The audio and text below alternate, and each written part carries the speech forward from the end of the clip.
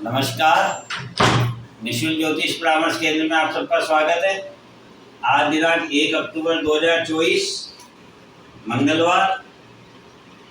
मेरा mobile number 8005817305। आप लोगों की कोई भी समस्या हो तो आप व्हाट्सएप पर अपनी समस्या, अपना नाम, अपना जन्म स्थान, जन्म समय, जन्म दिनांक लिखकर भेज सकते हैं। जैसे ही समय मिलेगा आपका नंबर आएगा, आपको व्हाट्सएप पर जवाब दे दिया जाएगा। 12 सितंबर 2024 तक के सभी सवालों का जवाब दे चुके हैं। यदि किसी का रह गया हो गलती से तो आपसे निवेदन है दोबारा भेज दें। दूसरा, आप लोगों से निवेदन है, इस चैनल को सब्सक्राइब करने की आवश्यकता नहीं है, क्योंकि ज्ञान जो है वो निःशुल्क है। आप केवल लाइक और व्यूज दे सकते हैं ताकि और लोग प्रेरित हो और लोगों को भी इसका लाभ मिल सके। जैसे कि हमारी चर्चा ब्रह्मांड में 30 मार्च 2025 को बनने वाले गोचर प्रभाव पर चल रही है। काफ़ी लंबे समय से चल रही है। विभिन्न प्रकार से हम इसे समझने का प्रयत्न कर रहे हैं और हम ये जानना चाह रहे हैं कि किस प्रकार से इस परिवर्तन में हम स्वयं को परिवर्तित करके इसको अपने लिए शुभ बना सकते हैं। तो आज हम चर्चा करेंगे बुध ग्रह की, क्योंकि 30 मार्च 2025 को बुध ग्रह भी मीन राशि में अन्य 5 ग्रहों के साथ है, जिस पर सीधी दृष्टि केतु की है।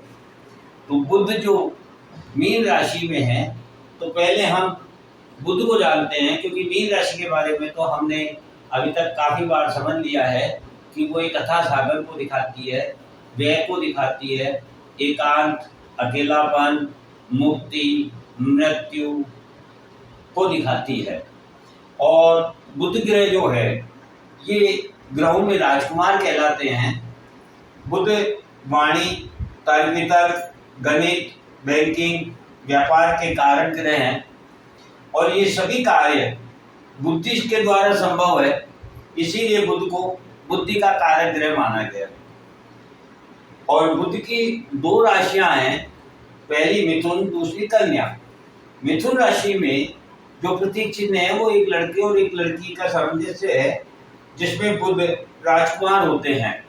क्योंकि यहाँ बुध कम्युनिकेशन का कार्य करते हैं, मिथुन राशि जो है वो कम्युनिकेशन की है, इसलिए यहाँ पर मिथुन राशि में बुध जो है राजकुमार के रूप में है, जो कम्युनिकेट कर रहे हैं अदर पर्सन को। तो जितने भी कम्युनिकेशन के काम है वो मिथुन राशि के द्वारा किए जाते हैं। और दूसरी जो राशि है वो है कन्या राशि।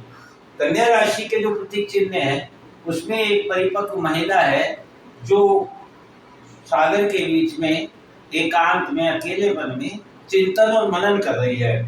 अर्थात कन्या राशि जो बुध की दूसरी राशि है वह परिपक्व स्त्री के रूप में है, जो संपूर्ण परिस्थितियों को बदलने के लिए चिंतन और मनन कर रही है। कन्या राशि के कालपुरुष की कन्या राशि का यदि हम देखें भाव, तो 6ठा भाव होता है और 6ठा भाव ऋण रोग शत्रु का होता है। तो या तो हम ये कह सकते हैं 6ठा भाव ऋण रोग शत्रु का है, लेकिन यदि कालपुरुष की दृष्टि से देखें तो वह कन्या राशि है। अर्थात कन्या राशि ऋण रोग शत्रु की भी है। इसको हम इस तरीके से भी समझ सकते हैं कि जो स्त्री संपूर्ण परिस्थितियों को बदलने के लिए चिंतन मनन कर रही है, तो आज इस परिस्थितियों में यदि हम अपने जीवन को परिचय करना चाहें, समझना चाहें, देखना चाहें, तो एक स्त्री के आगमन से पहले आपका न कोई ऋण होता है, न कोई रोग होता है, न कोई शत्रु होता है। क्योंकि जितनी भी आपकी परिस्थितियां बदलती है, जितनी भी आपकी सोच बदलती है, जितने भी आपके जीने के तरीके बदलते हैं, अंदाज बदलते हैं, बात करने के तरीके बदलते हैं, ये सभी चीज़ें आपके जीवन में किसी स्त्री के आने के पश्चात प्रारंभ होती है और वहीं से आपके ऋण रोग शत्रु उत्पन्न होते हैं, या वहीं से आपका जीवन चक्र बदलने लगता है। इस प्रकार से कन्या राशि जो है आपके संपूर्ण जीवन को बदलकर रख देती है। अब देखना यह है कि 30 मार्च 2025 को बुध की दोनों राशियों में जो ग्रह बैठे हैं वो कैसा प्रभाव देंगे। क्योंकि मिथुन राशि में मंगल ग्रह बैठे हुए हैं, जिनकी बुध से बिल्कुल नहीं बनती है, जो बुध को अपना शत्रु मानते हैं। क्योंकि मंगल जो है एक्शन के कारक ग्रह है और बुध जो है वो तर्क वितर्क के कारक ग्रह है। मंगल को तर्क वितर्क पसंद नहीं है, इसलिए बुध वाणी से काम करना चाहते हैं और मंगल ऊर्जा से काम करना चाहते हैं।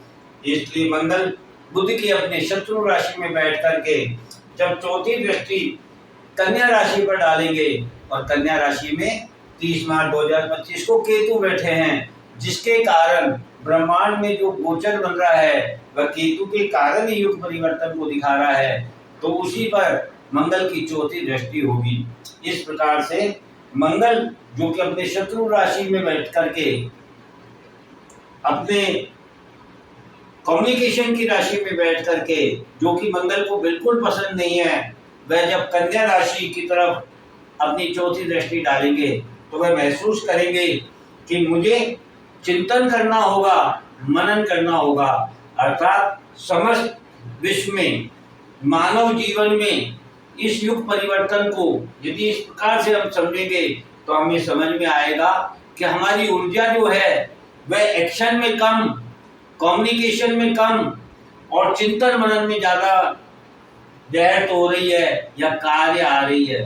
तो जब हमें अपनी ऊर्जा को चिंतन मनन में लगाना है, एक्शन से बाहर आना है, कम्युनिकेशन की तरफ जाना है, तो ये यही समझाना चाहता है कि हमने अभी तक का जो जीवन जिया है वह हमने कम्युनिकेशन कम किया है, एक्शन ज़्यादा किया है, ऊर्जा को ज़्यादा काम में लिया है, चिंतन मनन कम किया है, एक्शन ज़्यादा किया है, रिएक्ट ज़्यादा किया है। इसीलिए ये परिवर्तन हमारे समस्त विश्व में होने जा रहा है, जो हमें ये बता रहा है कि आपको वापस से अपने कम्युनिकेशन को बढ़ाना होगा, तर्क वितर्क को बढ़ाना होगा, बुद्धि को बढ़ाना होगा और आपको चिंतन मनन करना होगा। एक्शन से पहले आप चिंतन करें, मनन करें, अपने कम्युनिकेशन करें, उसके बाद ऊर्जा को यदि काम में लेंगे तो ऊर्जा का सदुपयोग होगा, अन्यथा ऊर्जा का दुष्प्रभाव होगा। यही युग परिवर्तन